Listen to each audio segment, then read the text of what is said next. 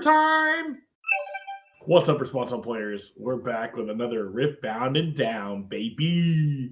This week, we're going to be talking about some cool stuff, mainly the overnumber cards and character representation. But before we get into any of that, I'll be your host, Jake, and I'm joined by a couple of lovely dudes. My name is Nick. How's it going, everybody? And I'm Bryan. You've already seen me in a few of these, so you know what I look like. There's nothing more to say. I usually have something covering your... Exactly. I usually keep something covering your camera, so actually this is my first time seeing you. What's up, Bryan? Hey, sup? Hey, we definitely didn't play twos in Houston last weekend. In person together? Correct. Together. We've never met, actually. True. So, like I mentioned, we're going to talk about character representation. We're actually reading the article from Garen to Annie, RQ Houston's top decks.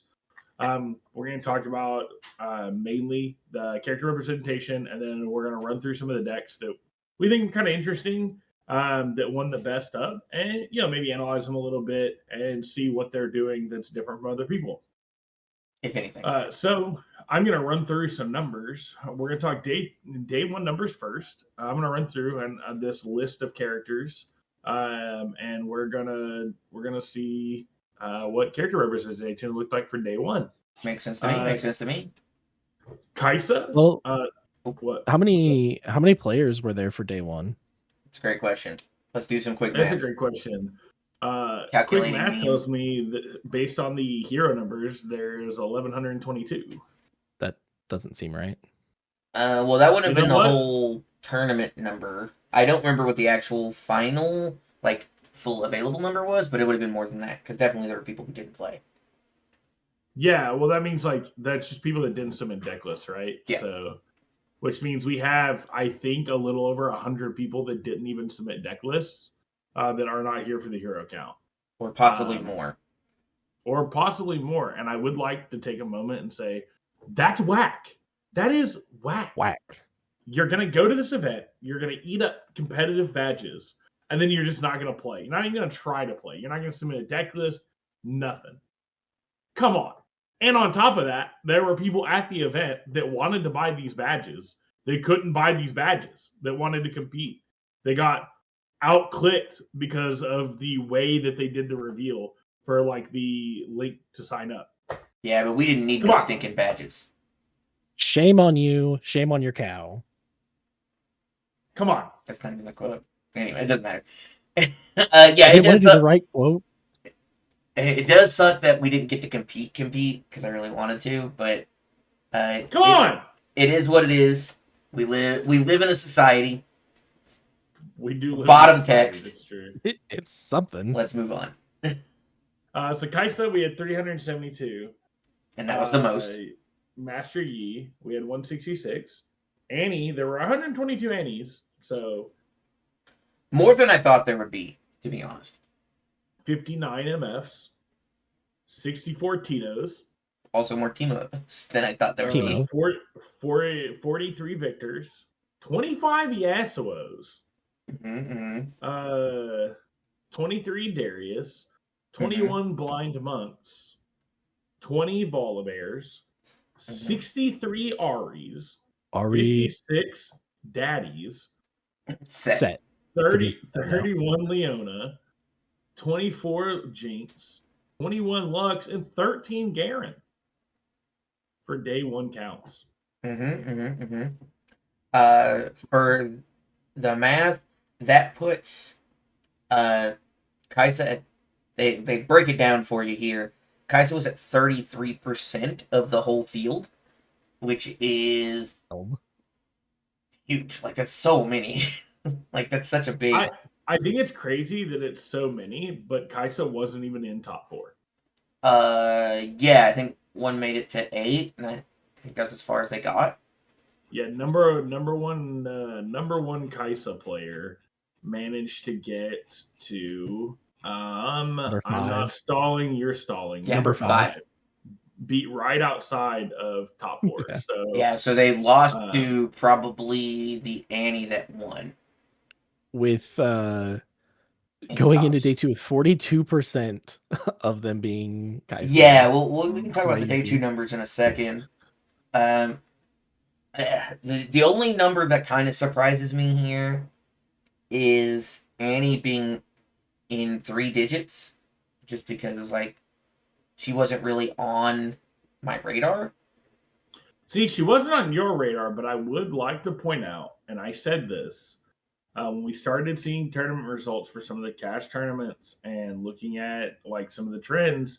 I did say Annie was looking like she was trending up, and that she was my favorite to win this event. Yeah, but that wasn't on anything that was recorded, so It didn't happen. So it's not It real. did happen. It did happen and Prove was it. real. Where's the receipts? Yeah. I got you. Please provide. So I'm not really surprised, especially because she does have play paths that do interfere with Kai'Sa's game plan on 2 very good colors, one of which Kai'Sa shares. But I think purple is one of the best colors in the game right now. Has so many utility pieces that don't care about the stats on your opponent's cards. They just say, I don't want to deal with that right now. Put it back in your base. Put it back in your hand. Shove it somewhere that I don't care. It's mine now. No one's it's probably mine now. I paid 8. Like, it's mine. Some people, I imagine, like the Annie list. I haven't looked at like I said, I haven't looked at most of these lists of the best ofs. I imagine probably was not playing possession because it's trying to play really. I know some MF lists were playing possession. That makes sense. MF was trying to play a later game. They're trying to play Aurora most of the time. And I do actually think number 1 player did not play possession. No. Oh, the number 1 MF. Real nice guy, by the way. For Annie, sorry. Oh, for Annie. Yeah, I was just verifying. I was 99% sure that was the case because like it doesn't really make sense for what that deck wants to do or how they were trying to play that deck from what I'd seen. Sure. But I think being 33% of the field, and because the closest percentage is Yi at 14%, and then Annie close behind at 10.9%. So Kai'Sa most decked in the format by leaps and bounds. Again, Master Yi was half or just under half represented, and Yi did make it to the finals, which is really cool. Annie definitely saw that coming. MF strong deck, also kind of hurts the can win against Kai'Sa. So Aurora, very good card. I think that play strategy, not surprised.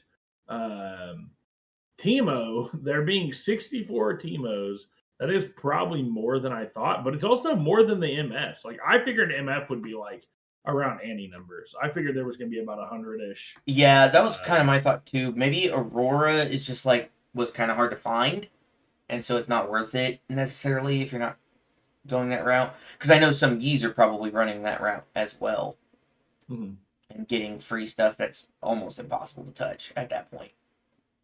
Victor being 43, there were a lot of Victors, but I'm not really surprised. Victor's trended up recently in some of these events. He's got good colors. Correct. And there was one that made top 64. So 25 Yasuos. Now, this is not too far off of where I figured Yasuo would be. The interesting part is the best of winter Yasuo made top 64. He made day 2, which is crazy. But I think Yasuo's got some really cool play paths. Like watching some Yasuo players at this event, like that have like really put time into Yasuo, I'm just like, Yasuo does stuff. I was just gonna say a real simple. I think it's interesting that most, like, obviously we have a very high set of distribution on these couple of characters. I was curious, so I did some quick math, and I was just like, for them to all be equally represented, would be about 6% of the field each, which is like 71 people. And it's kind of interesting, like, we have this second tier that's pretty close. If they weren't, like, favored really good, like Teemo is really close. Ari is really close to the 6%. Set is pretty close to the 6%. And they're all kind of like the second tier character. Anyway, sorry, you were gonna say something. I was gonna continue the list. Then continue the list. I'll continue the list. We had 23 Darius. One made top cut. Woo! One made top 64. That's awesome. Lee Sin, one made top cut. Volibear, one made top cut with their That's 20, crazy. 20 That's wild. 20 Volibear. One of each of those made top cut, which is insane. You think that's an Aurora list? We're gonna see it in a little bit. Like you think? It's Yeah, we're gonna see it. I'm not for Volley. Yeah, it's definitely an Aurora list, right? Yeah, it's just free. Maybe not. I don't know. We'll go down. We'll go down and look. We can just give our. I have a feeling they surprises to be had later. Yeah, like I'm sure we'll see it. I'm interested in seeing the Lee Sin list that made it because as you guys also probably remember, I've been talking really high about Lee Sin. I think personally, Lee Sin has some of the tools in his colors with the way his character works to be able to deal with. I think the Annies and the Kaisas and stuff. I think that he sees less play, particularly because he's on the same colors as Yi, and Yi gets flat value, which is very good. But I feel like there's some really good things you can do in Lee Sin to cater towards that matchup. And I think due to like the spirit, what's it called? The card that gives all your buff dudes deflect. Oh yeah. I don't remember the name of the card, but I know which card you're talking about. Yeah, like that card, very good. It helps hurt Kaisa. It slows Annie down and gives you a way to get a foothold on some of those points. Spirit's Refuge. That one. Exactly. So I feel like Lee Sin has the tools, especially with like Defy and stuff, that if you put the time in on him, I feel like he could be scary. And I would not be surprised in these next couple of sets if people stay on him, they could show up really well. But to continue down the list, so I don't sit here for all day talking about Lee Sin. Ari, this is what's interesting. Ari had 63 players day Which is one. Basically average distribution. Right, which is 5.6% of the field. None made it to day two. Which is wild. I think Ari is really good, but the numbers speak otherwise. Which is also really crazy because Set had 56 and none made it to day two. And we've seen Set take down some of these top tournaments. Yeah, no, that's just bad. It's fine. Don't worry about it. Okay. Yeah, something like that. Something like that. You're the type of person that pays 0 for Showstopper. He's the kind of person that accidentally cheats. Or purposely cheats, Leona, 31 Leona players, which probably make Andrew happy. And also, we know somebody that was in those Leona numbers. Yeah, we know one of those 31. We know one of those 31 Leonas. Jinx, 24 Jinx. None made it to day two. Lux, 21 Lux. None made it day two. And 13 Garen. And believe it or not, none made it to day two. Definitely interesting. That metal card. Hey, that metal card's probably big bucks. They arguably won if they got the metal card and like even didn't make it at day two. They get to just play side events. They were playing a different race, dude. Yeah. They're playing. Everybody else is playing chess, and the Garen player is playing checkers. They're actually playing Go. Yeah. Don't even use the same pieces. But yeah, I think it's really interesting to see where the numbers are. The fact that Annie ended up taking this tournament, I'm not super surprised, but I do think is really interesting. I also think it's really crazy what it's done for the market. Hello, Flash, $50 a piece. Miss me with that. Yeah, it's kind of crazy. I have an unopened Proving Grounds behind me here, and that's like $200-something. And I'm like, but I kind of want to keep it. Yeah, and to be a person that has this stuff, and I just don't plan on getting rid of them. Just because, like, I mean, I'm one of those people, like, I'm planning on competing in events going forward. Yeah. And I try to have cards, like, if I have them and they're sought after or they're pieces, I tend to not let go of them. Unless I'm really actively not going to play them. Yeah, hang on to those splashes. I need them set too. No. Same, probably. The promos, I think we're going to see everything that was exclusive to the Proving Ground box is going to get reprinted as promos in the play promos. Which is, how many cards was that again? Do you remember? It's not very many. I know it wasn't. It's like 2 cards per deck or something like that. Yeah, it's or like, wait, I'm a little behind. What? He was calling back to what you said earlier about them being reprinted as promos. Yeah, they've already said that all the unique cards for Proving Grounds will be in play promos next set. Heck yeah. Which means you'll also be able to get like Annie foil and Yi foil and these. Yeah, as part of set 2's weekly participation stuff.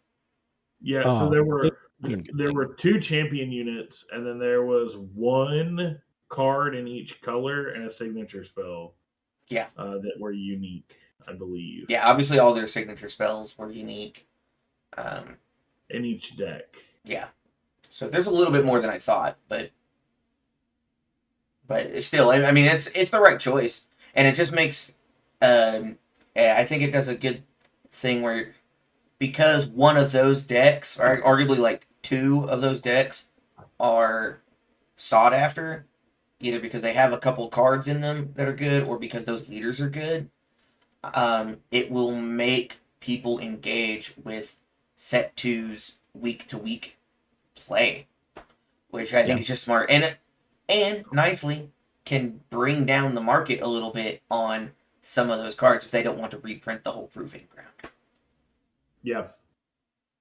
Be really weird to have the non-foils as your like exclusive pieces, like your hard to get pieces. Yeah, just like some random card. But I mean, like, calling back to another game that we talk about often in UVS or in Universes, it was there was like a random no print of Go for the Win, the random action, and those foils were like thousands of dollars because you just didn't have them. They just basically didn't exist. It was really random. And I was like, why would I would never. It's an uncommon card. I'll just play the regular version. But it was just interesting that they were like, because it was rare, it became this like big spiked number. Hopefully that's not the case here. I mean, I guess it could be for the non-foil, but we'll see. It could go. Well, I would say it could go that route where the non-foil ends up, because it's a fixed number, arguably, ends up being the rarer version and becomes the higher rarity. The Black Lotus of Riftbound? Probably not. I don't think it's that strong. But it is cool. I think Flash is a really good card. I'm excited that I own plenty of them. I actually think I own most of that Annie deck.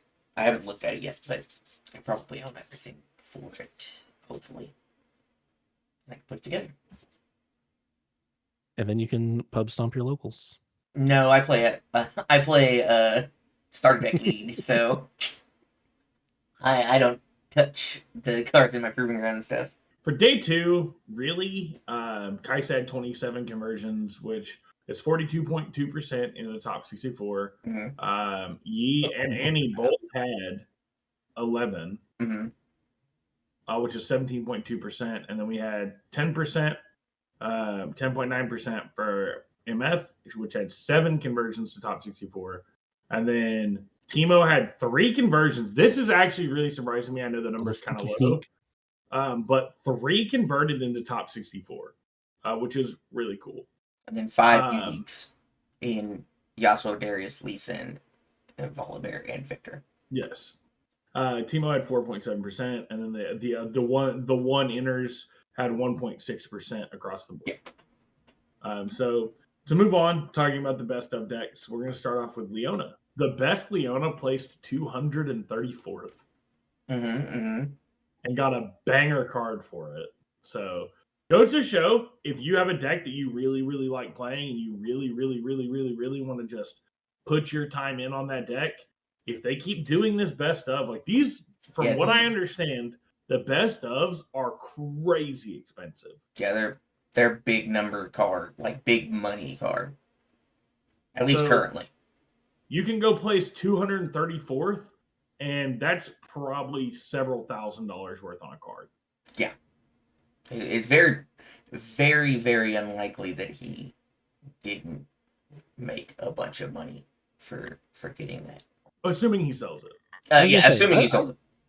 I figure the people that do this, and put in the time and effort into these characters want these pieces. Some of them, I'm sure. But I definitely understand there are people out there that are like, I don't even like foil cards. I sell everything that's foil. So I'm also just thinking, like, there's definitely a world where, like, I keep some of my fancy stuff if it's something I'm probably gonna play until it hits a certain point. I have a price. Like, a lot of things I have a price where I'm like, no, I'd rather just have that money. That seems way more useful to me than this piece of cardboard, or in this case, this piece of metal. Yeah, and like I'm a big fan of like alt arts and stuff. Like these are cool as like one of ones, but then you're literally playing with thousands of dollars on the board every just like time on the you pull table. that character out. And I mean, they look really good. They did look really cool. See the MF1 like up close. He let me touch it. A beautiful piece. I got to see the ones off the wall as well, and they were also really nice. They were nicer than I thought they would be. They're really cool, but they're like the regular art. If they had been like alt arts or something like that, something like I'm a big fan of like alt arts and like different style changes and stuff, and like getting like the plain Jane art with the etching and the being metal is cool. They're neat, they're gorgeous looking, but I can understand how they would not be people's cup of tea for like your chosen card to put on the board. And also, the rumor is that most of these are 10K plus. Yeah, so rumors are big number. So, like, I'm not putting 10K on the board every time I play. Are they gonna, and I wasn't thinking about playing with it. I was thinking about, you put it up with your other memorabilia. It's metal. You play with it. What? Hello? You wouldn't, though. It's worth 10K. Yeah, I'd sell it because I'd rather have 10K. Yeah, kind of same. That funds an entire competitive season. I can pay for flights to every single competitive event to try to capitalize off my and maybe get another one card. Yeah, and either maybe get another one or place higher or funnel that into something else. Like if they continue to do this, the prices are just going to go down. So definitely yes and no, because we're also going to get more characters. I also, from what I understand and the rumor I've heard, rumor time. Rumor mill.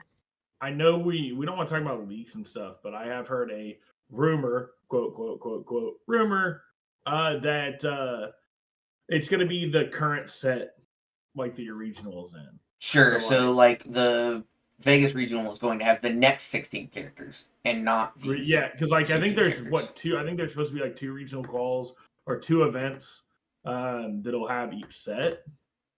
Yeah, except for this one, I guess, technically. Well, no, for this one, because there's the one in Bologna. Oh, that's fair. You're right. So you'll have another best of in across the pond. And that's going to happen basically each set. Yeah, I think every set's supposed to have like 2 big events. But I mean, even so, they're not going to print these into the ground. I know it would be crazy if every single event every single character gets a best of just constantly, because one, they'd become less and less valuable, but also it de-incentivizes you to run previous set characters, though.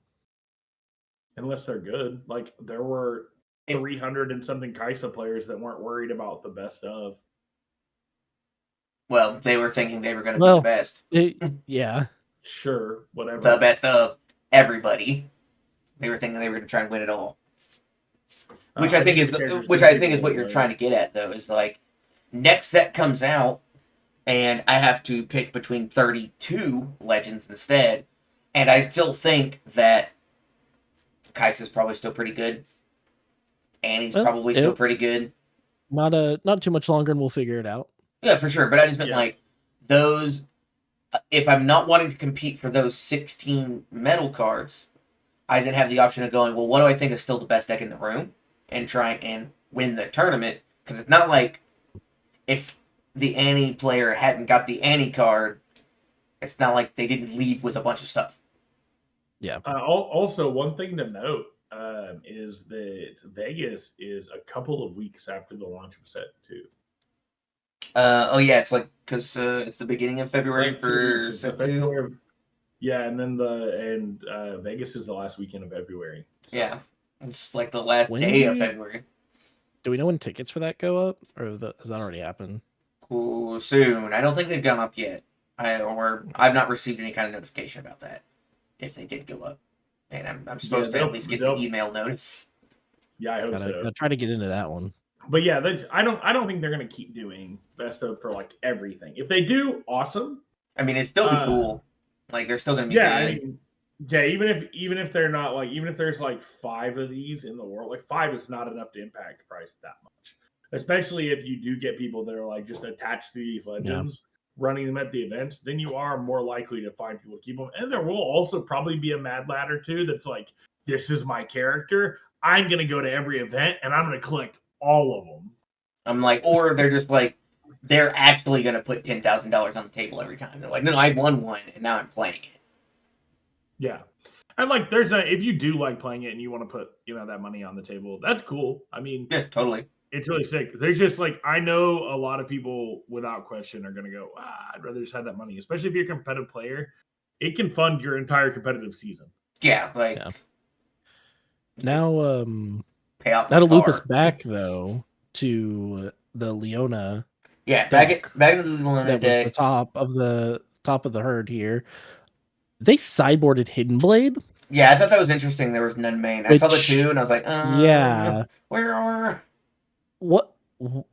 Interesting is all I can say. That's the only thing where I'm like, that is interesting. Like, I guess the idea was basically we were running the Leona that basically makes them 0 when they're stunned. Yeah, it looks like you didn't even play the other Leona. Yeah, it looks like it was in the sideboard, Leona Zealot.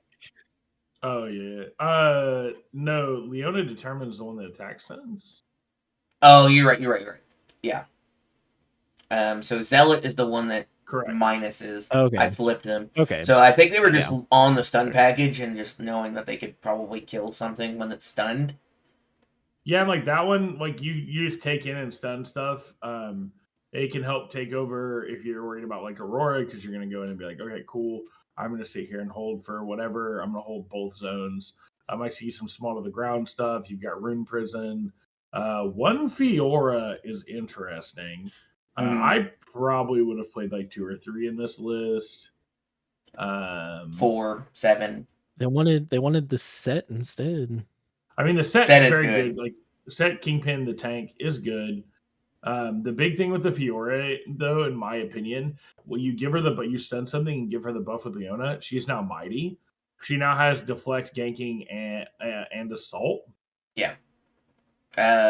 Deflect is the biggest thing, in my opinion. Yes, and deflect is the big thing. It might not seem like that big of a deal. No, sorry, she has shield, not assault.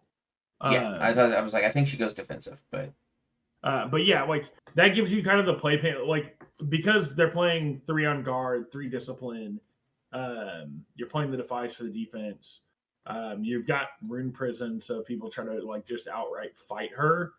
And you've got Zonia's Hourglass, so if they do pay for it, you can just Zonia's her. Yeah, you can she's protect a really her good and Leona that way.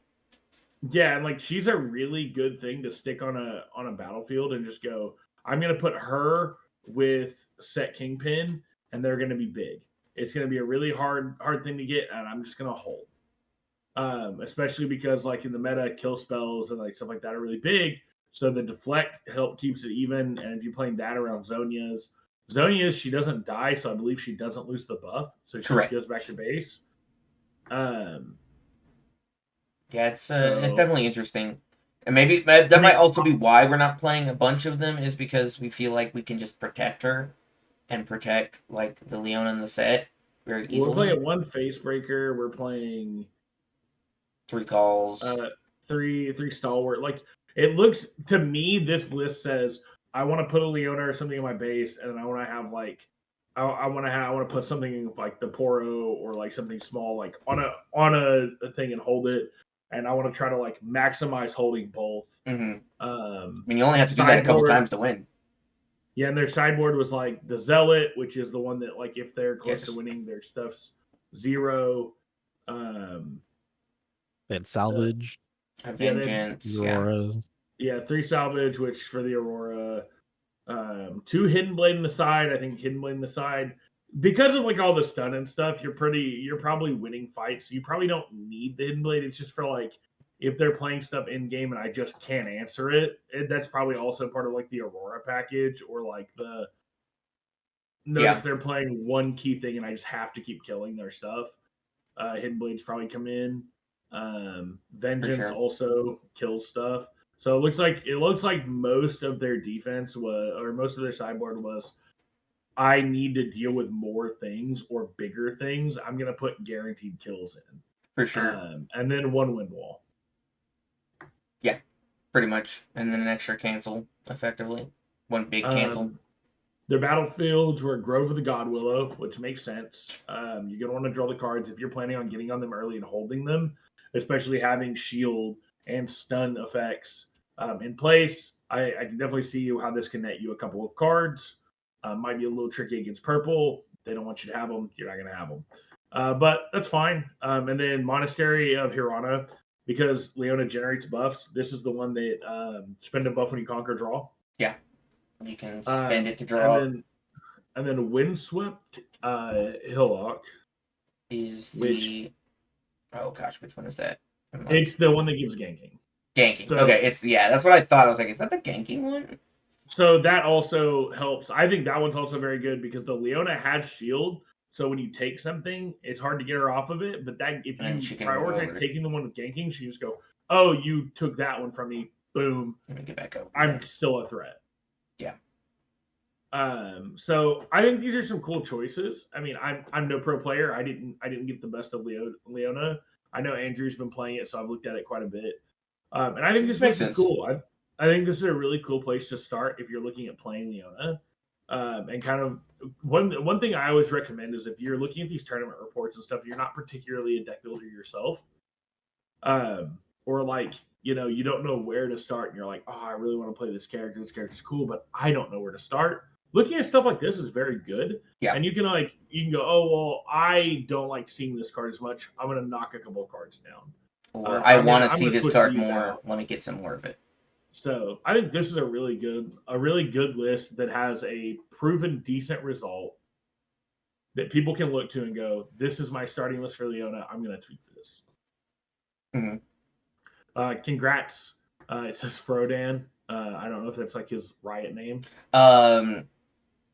Actually, I guess didn't realize that Frodan is a Twitch streamer. Very popular.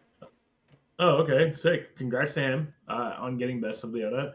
He definitely earned it. I mean, that's 234. While if you're used to going to small events, does not sound very good.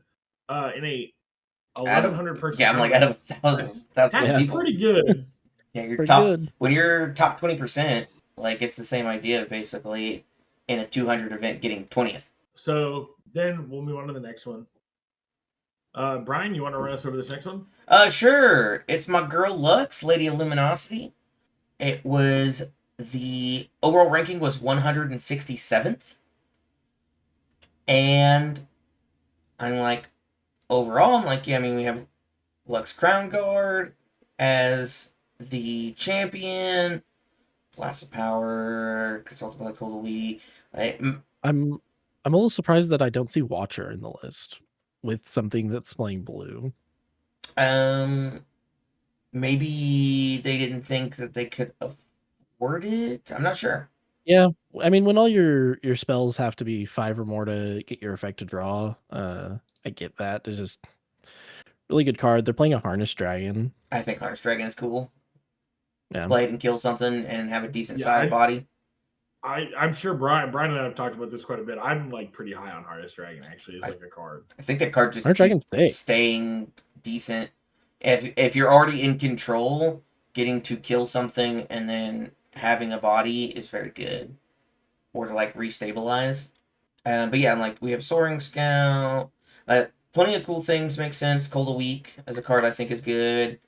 We basically have cheap kill spells and then we have expensive kill spells to draw off of. And then we have like Machine of Angel and Noxian Drummer. They only played one champion.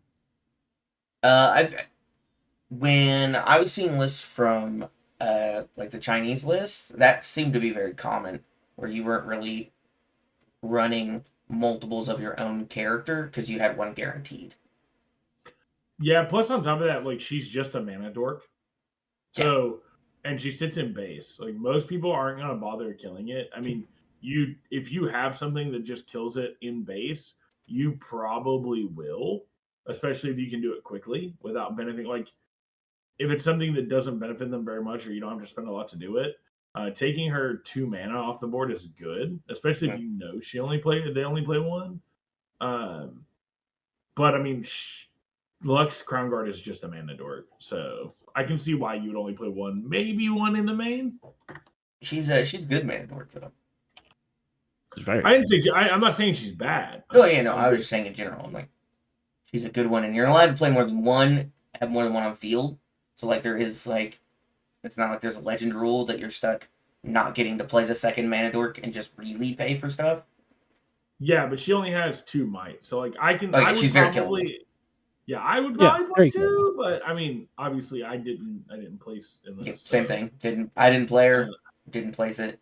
I think this. I mean, cool. only 20 other people played Lux, so 21 other people played Lux. No, I said 20 people. Other people. He's the 21st. There were 22. Yeah. What? I scrolled up. Did I read that wrong? 1 of 22. No, it says 21. For Lux. Y'all are wrong. Yeah, Lady of Luminosity, 21. Get correct. I'm showing 22. I'm also seeing 22. Where?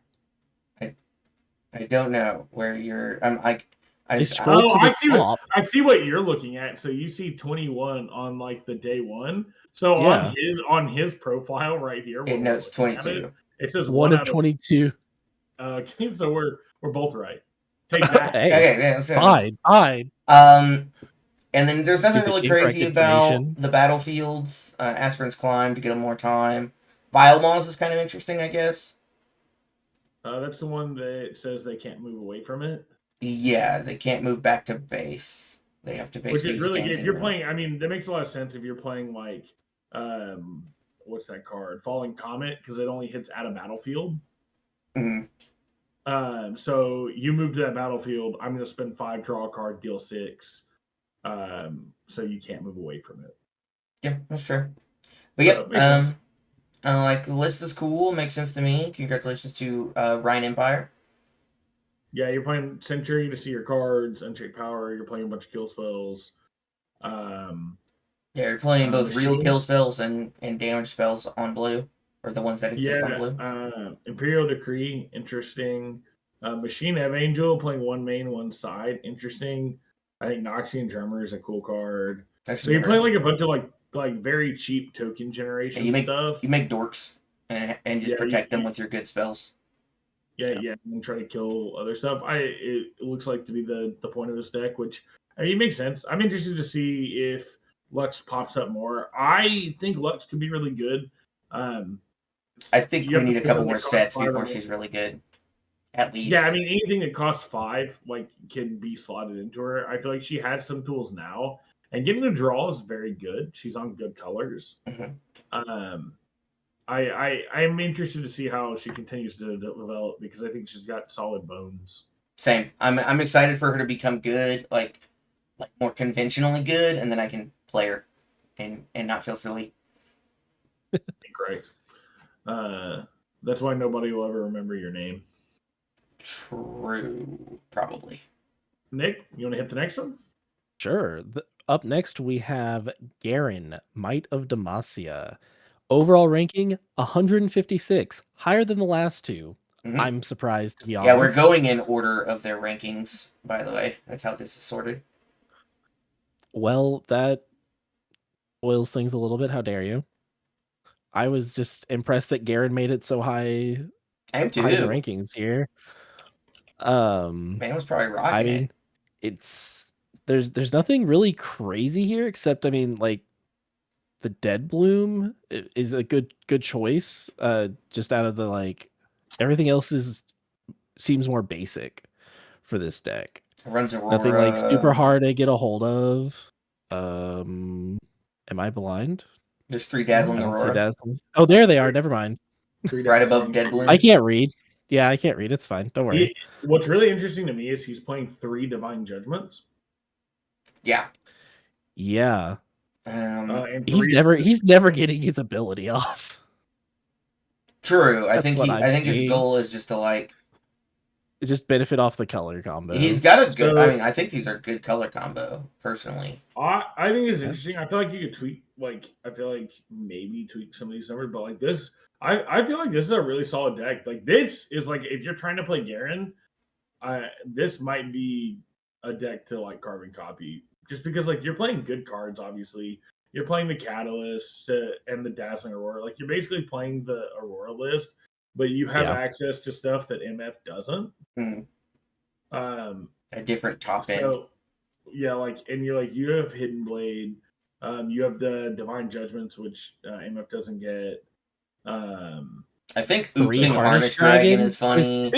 Oopsing Carnivorous Snapvine.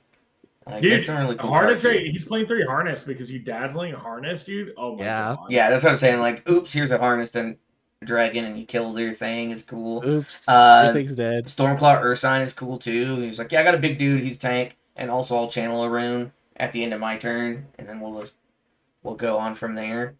I think that card could see some play as like a top ender in the future, just because it gives you back a rune, and I think that's a big deal. It's a cool list. Congratulations, Riftbound T, for being the best Garen that could Garen. What's really cool though is he's playing 1 Forge of the Future. I did see that. I'm like, that's definitely interesting. If you know what Forge of the Future does, so it makes a dude when it comes in, and then you can get rid of it. You can get rid of this gear to recycle 4 cards. So you're playing Aurora. They're like, and you're playing like Divine Judgment and stuff. So you can like pop your blow your stuff up and be like, sick. I'm gonna recycle more stuff. Or at the end of the game, and I'm gonna keep putting dazzling targets in my deck. That's kind of cool. Yeah, you can put Dead Bloom back in. You can put Carnivorous Snapvine as kills, or Harness Dragons that got dealt with. It is very cool. Yeah. I think that's a really cool. Like, I think that putting that card in this deck is really funny. And another option, like MF doesn't have access to that card, and I think that's a very good card, because like I have seen MFs just go, I'm out of targets. I mean, there's only running like 11 occasion. Units. So I think that's really cool. Once again, congrats for doing well with Garen. You've well earned. Gosh, again, getting 156. Yeah, very good out of everybody. People said Garen wasn't good. Impressive. This guy said, "Bet." Don't worry about the card. Don't worry about the text on my card. Just the colors. Yeah. Sometimes it's all it takes. Yeah, it's true. Like, I've played generic people for those kinds of things. Exactly. So next one we have Jinx, Loose Cannon. Placed overall 130. Jinx, I don't think is like bad, but let's get into this list. Champion Jinx Rebel. So, is that the purple Jinx? Yes. Because the red Jinx is like Demolitionist or something. Yeah. What does the Jinx Rebel do? It readies when you discard a card. Oh, so it does. Which definitely lets you do something with this Windswept Hillock battlefield, where you have it conquer, you discard a card, a thing you're doing all the time with Jinx build, ready it, slam it over into somebody else. It's basically like a different version of Darius for the deck. Effectively, it's purple version of Darius. So you've been playing Jinx, Ryan. Why not run Vayne Hunter? I mean, the biggest reason, as someone who has played that card some in some other stuff, is if you need to hold, she's just like very killable afterwards. Like I think she kind of has to be treated like a kill spell. She just gets to slam in for 5 damage, and then she's probably dying. So like Okay. your best hope, I think, is for her to 2-for-1 you. Like it's a 2-for-1, and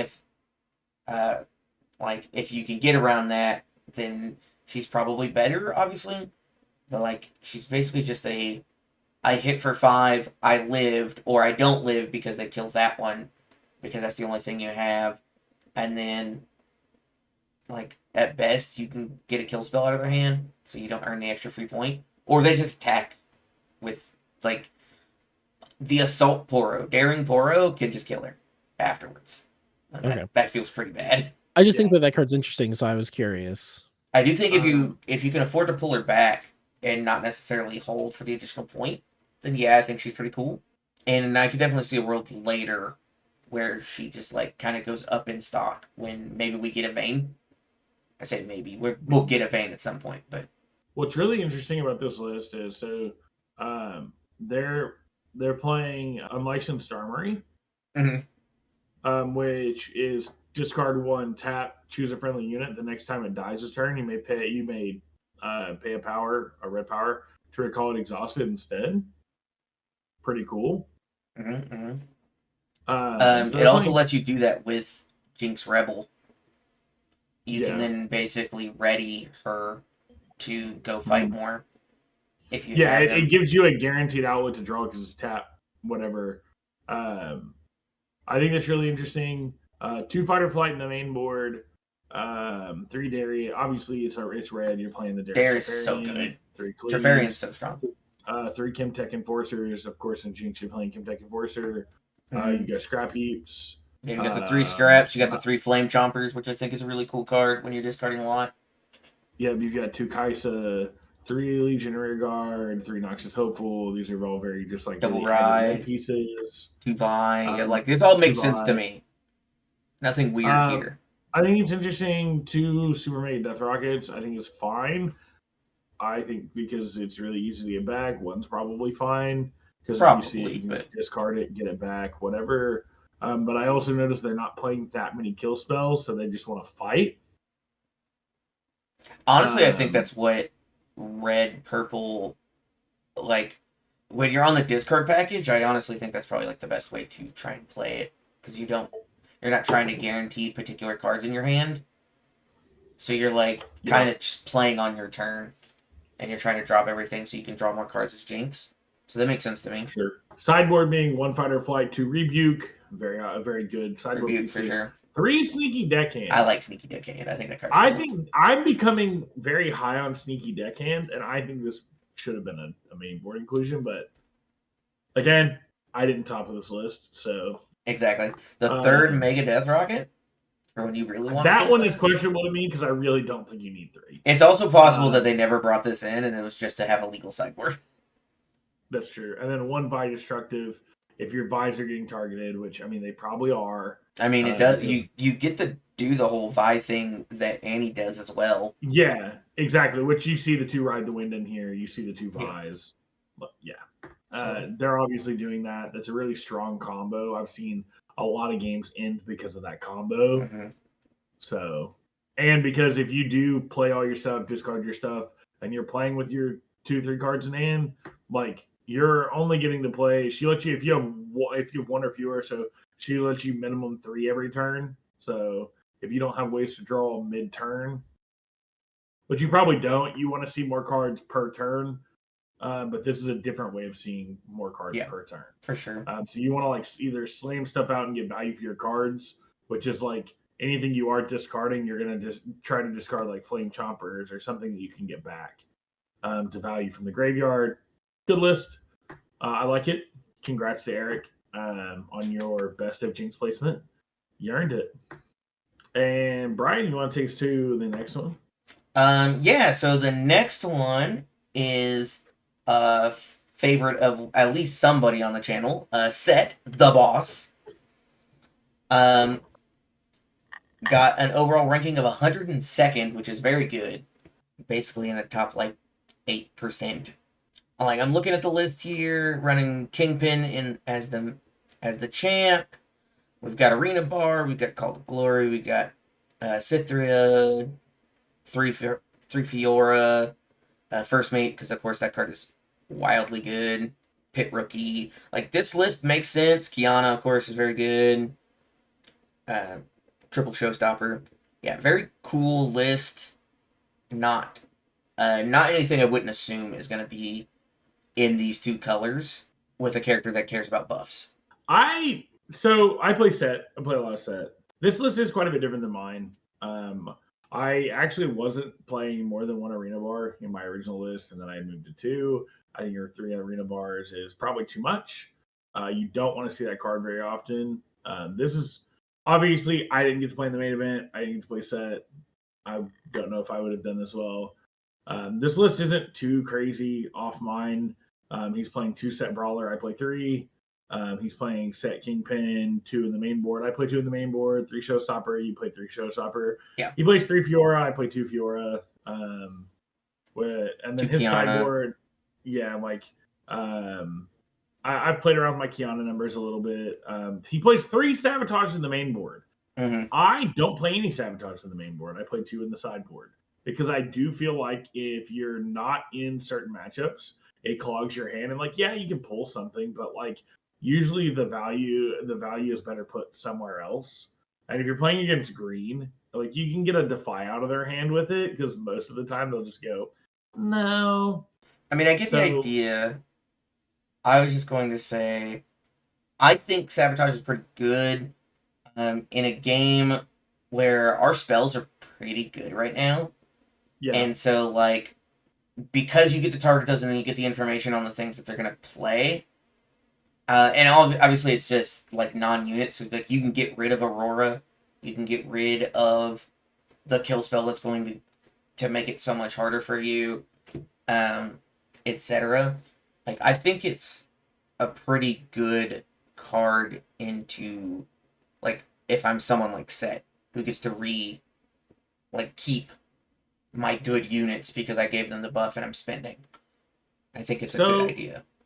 Yeah, I don't think it's terrible. I wasn't pointing that out to say like Sabotage is bad. Sabotage is a very good card. Mm. I find in certain matchups it doesn't make the difference. I'd rather establish the board pressure and hold the board pressure, especially because if you get grinded out, it feels bad, and you don't have a lot of ways to draw in this deck. So I'd rather see a Kiana. I'd rather see something else that's either going to help me hold a position and make it harder for them to fight through than Sabotage. I also do notice that they're playing 1 salvage in the sideboard. I mean, they're playing 3 Sabotage, so they're hoping to snipe their Auroras before they come down. But sometimes you just don't see those cards, which is like anytime I'm playing against Aurora, the 2 Sabos come in and 3 Salvage come in because I do not want to fight through Aurora because if you can't control Aurora early, you're not really playing anything in this list that's going to swing up at Aurora at those Auroras. Not easily. Not easily. Like you have the set Brawler. So like if you can spend 2 buffs on set Brawler and to give it a +8 and then give it another one so when it dies or whatever, or that with spending its buff with like a Primal Might or something, mm-hmm. or Primal Strength. Very good. I think a lot of your really cool stuff comes in like primal strength, very good. Call to Glory, very good. I do think you were talking about like not a lot of draw. All 3 battlefields draw. Sure, that's where I think that's where they're trying to make up for that and play these other good cards. Yeah. I recently came off of Monastery because spending the buff, sometimes you can't generate. I mean, he's playing 3 Arena Bars, so it makes more sense for him. I think this list is interesting. Obviously, he got 102nd. Congrats to him. I think it's interesting he's playing 3 Vengeance because it recycles 2. That's rough in a set list, but it also gets rid of whatever big thing gets played by Aurora.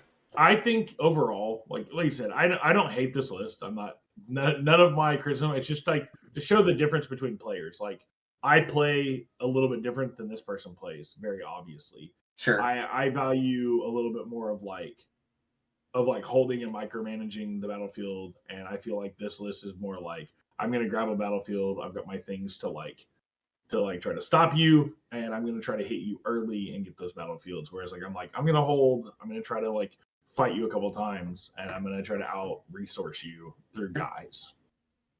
But congrats to them. They obviously earned this. This is fantastic. I wish he had made day 2. I'm kind of sad that no sets made day 2.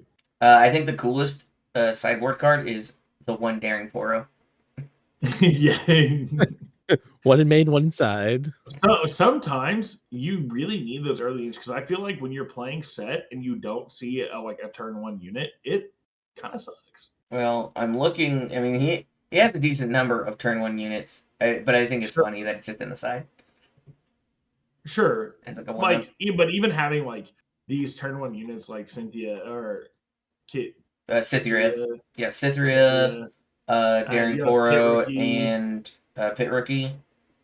Yeah. I think are all of them. Yeah, I'm looking through it again real quick. And that's all the basically the one drop or the thing with Pit Rookie is that Pit Rookie always feels bad to play first.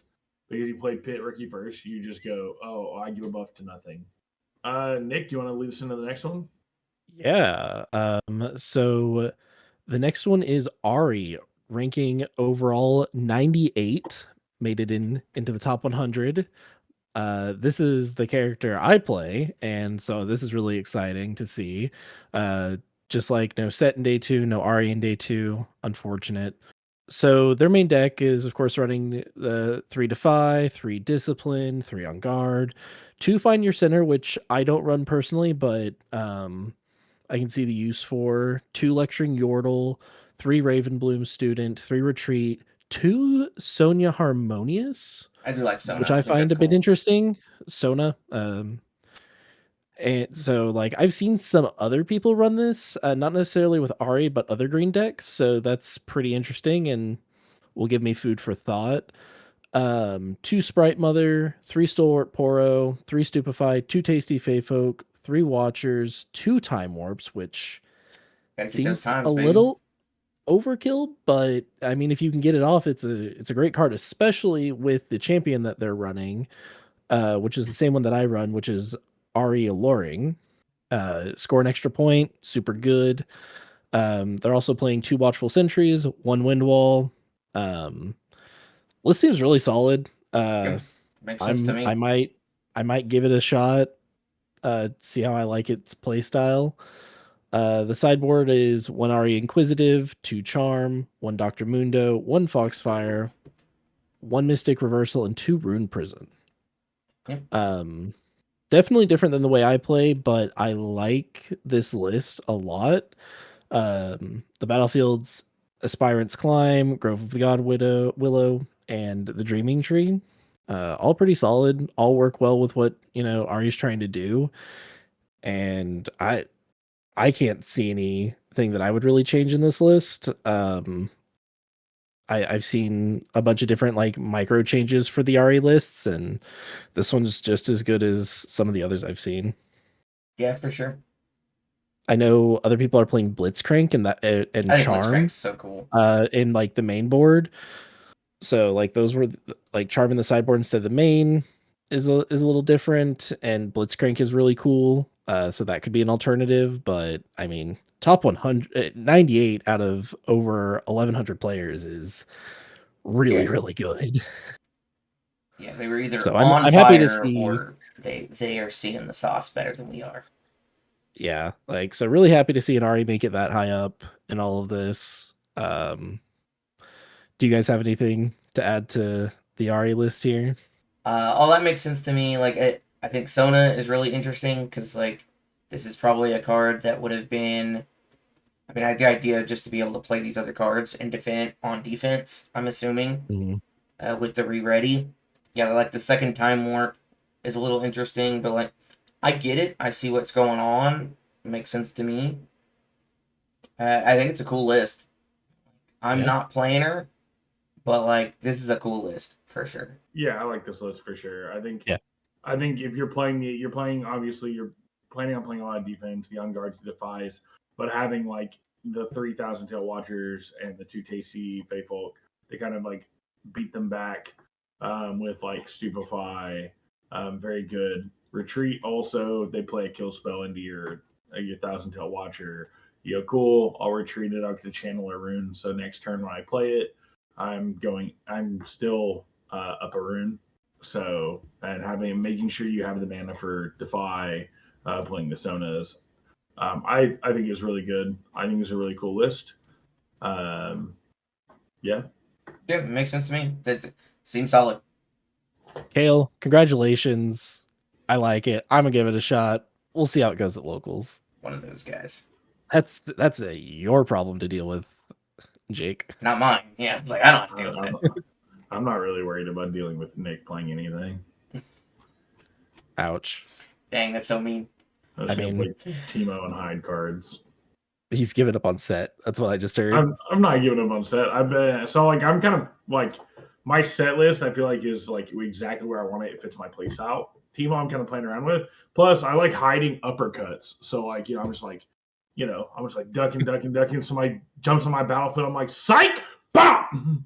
Yeah, you definitely got me with some of your shenanigans in one of our 4-player games we played. True. Yeah, I think it's really fun in 4-player. Yeah, I think Teemo's dope in like 2v2 in like 4-player format. Yeah.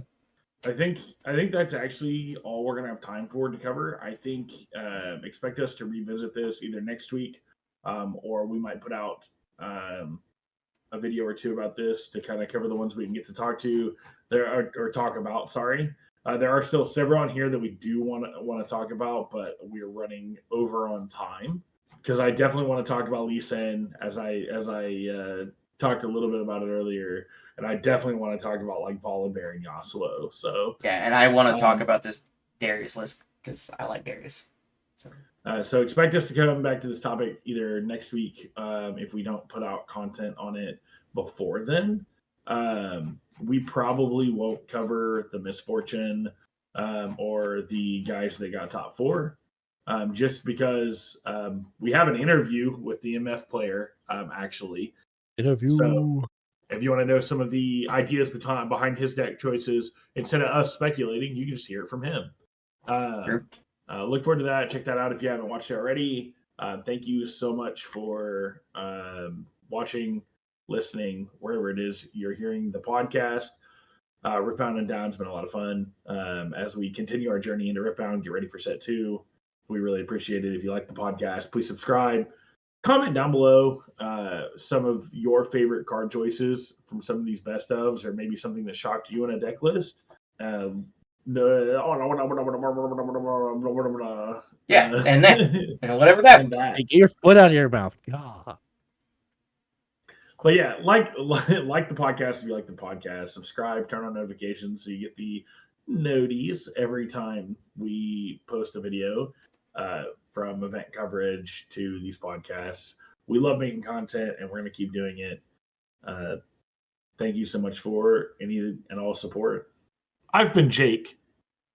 You don't have to hide a card. It could be anything under there. And I've been Nick. Don't listen to him. Have fun with your bounding the rifts.